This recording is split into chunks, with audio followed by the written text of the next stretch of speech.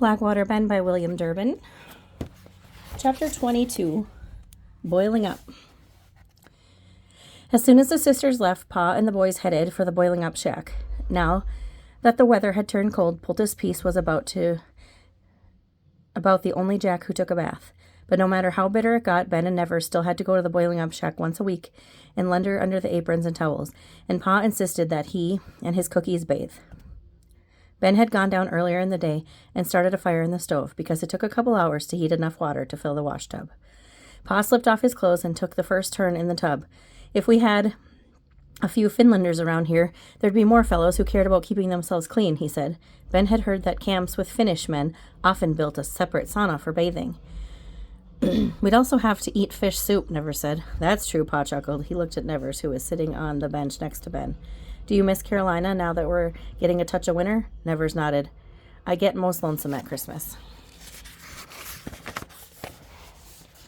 I can understand that. Ben and I lost Lucy about this time of year. It was the week after New Year's. To Ben's surprise, Pa kept talking as he sudsed up his arms.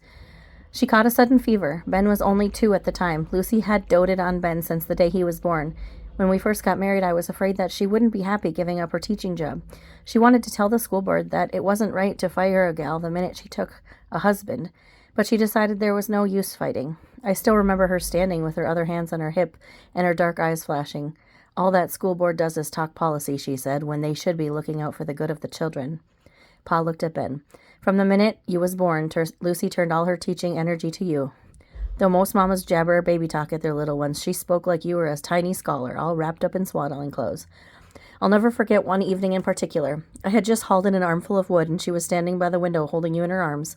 She pointed at the sky and said, Master Benjamin J. Ward, may I introduce you to the moon?